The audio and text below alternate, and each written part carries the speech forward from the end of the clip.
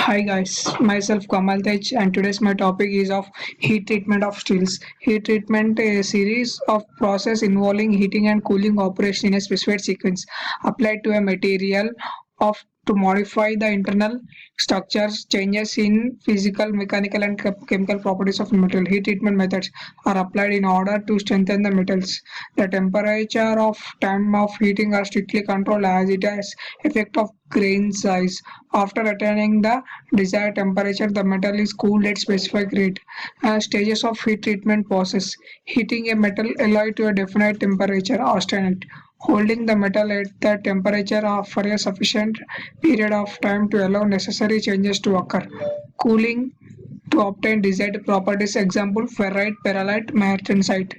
And the temperature is from A to B. The point is heated. The metal is heated, and from B to C the point is holding. Holding means holded, and from B to C it is cooled. Next, principles of heating. Existing structure and properties of steel heat. Existing structure and properties of steel are wiped out. Very slow cooling, annealing. Slow cooling, normalizing. Rapid cooling, hardening. Various heat sources. Air, oil, salt baths, cooling media, brain solution, cold water plus 5 to 10% of salt, NaCl or CaCl solution. Cold water, water plus soluble oil, oil, air, articles or natural. Objective importance of heat treatment process to relieve the internal stress. Refining the grain to improve the mechanical properties, improve machinabilities, hardens and strength the metal, improves electrical and mechanical properties, improves wear resistance and improves corrosion resistance. Heat treatment, it is of two types: bulk and surface or case hardening. In bulk, it is divided into four parts. Again, that is annealing, normalizing, hardening and tempering. And annealing is divided into again four types: full annealing, normalizing, process annealing, spheroidized annealing, stress relieving annealing.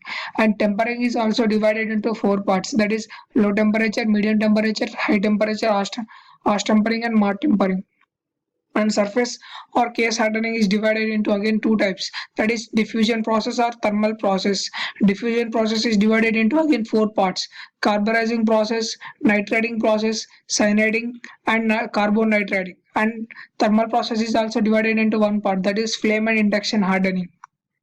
Case depth, the depth or the thickness obtained on the specimen after heating are called as case depth or case thickness. Surface of the workpiece will be hardened. Next, annealing. It is a process of heating the metal to a suitable temperature and slow cooling inside the furnace. As a result of slow cooling, the metal occurs an equilibrium structure which causes the following: to relieve the internal stress, reduces hardness and improves ductility. To refine grains, and to refine the grains is to produce a uniform ductile core grain system. Applications: casting, forging, press works. Types of annealing. Full annealing. Hypoelectride. Full annealing is also known as eutectoid steels. The steels contains less than 0.7% carbon are heated between 722 degrees to 90 degrees. This is done to obtain austenite and the temperature is maintained for a period. Cooling is done inside in furnace by decreasing the temperature 10 to 30 degrees per hour. The specimen is removed from the furnace and the air cooled to the room temperature. Structure of perlite is obtained which has uniform medium core grain size which is soft and ductile in nature.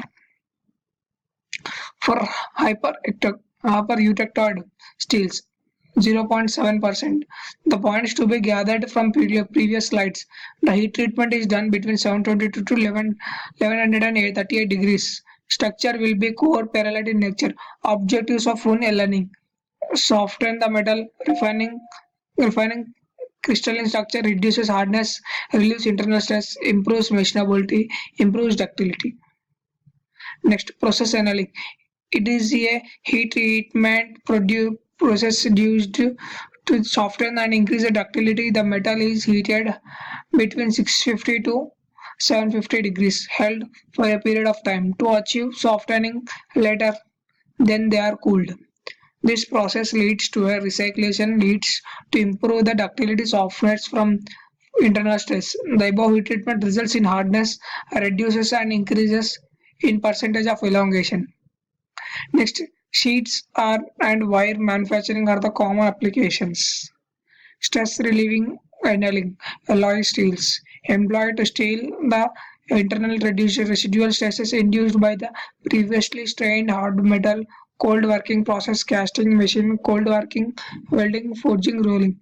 Internal residual stresses are caused due to plastic deformation process, non-uniform cooling of metal, heating and cooling of alloys made with two different metals having different densities, effects of internal residuals. If the stresses are not removed, distortion or warpage of material occurs. Operations. The alloys steels are heated from 650 to 750 degrees centigrade for a period of time and cool down fluid. This type of treatment is always a recovery, which is the phenomena that removes internal residual stress with a change in the mechanical properties, no domestic changes. Microstructure, spheroidized annealing, high carbon steels and tool steels. These are the two hard and difficult to machines. This heat treatment is done between 750 to 800 degrees and holding the specimen is at a temperature of for several hours, 2 to 5 hours, and cooling it inside the furnace. Next, this causes a spiral formation, which is a cementite structure which is hardened in nature with soft grains. Operations of spheroids to soften the metal hardened to improve ductility, machinability, formability to maintain medium hardness strength, wear resistance, normalizing low medium carbon steels, alloy steels. It is a process of heating the metal and cooling the metal in air. Object is to refine the grain structure, to increase the strength of the metals, to non-uniform structure when compared to the annealing, refine internal stress, improves machinability, ductility. Next, objective of paradise and object operations. The steel is heated between 750 to 950 degrees. It is held at the temperature of short time 15 to 30 allowed to cool in air. Due to the faster rate of cooling, normalize the steel process fine grain structure than the annealing structure. Next, difference between the normalizing and annealing. A grain size is core when compared to the normalizing process because of slow cooling. And a fine grain structure is opened as compared it is a faster than annealing. Next, it is a more and annealing is a more expensive process when compared to the normalizing, and normalizing is a less expensive process. More time consuming process is annealing, and normalizing consumes less time. The process is done at less than 900 degrees in annealing and greater than 900 degrees in normalizing time.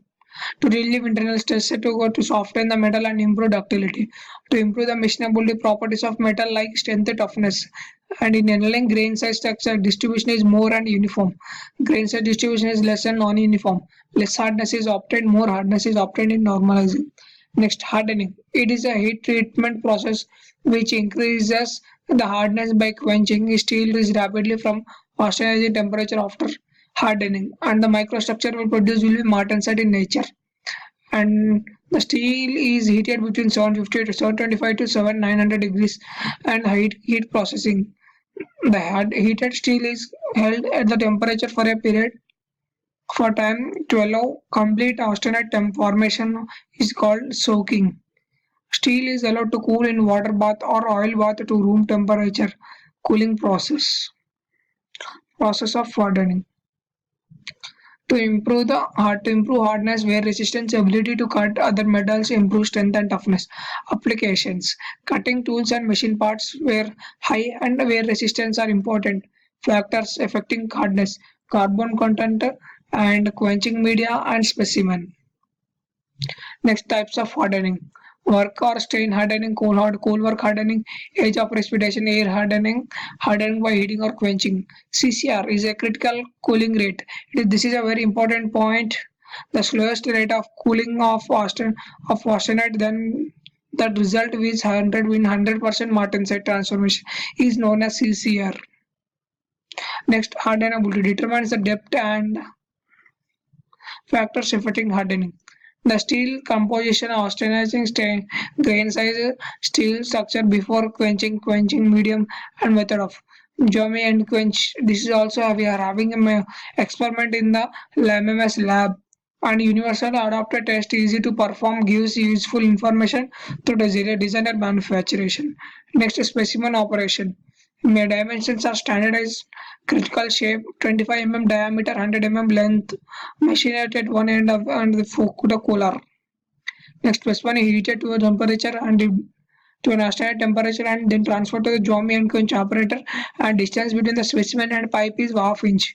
Water is allowed to flow from bottom and through 12 mm diameter. Water is provided at room temperature both the ends of quench temperature, and a specimen is measured by Rockwell's hardness for every 10 mm or 20 mm. The greater hardness will be have at quench end, where the martensite properties are obtained, and lower hardness will be on air quench. And these are the operators of Jomi and Quench, and this is a graph of hardenability and tempering. Tempering is nothing but a martensite which is formed during the hardening process to brittle and lacustrous ductiles, hence it cannot be used for any applications.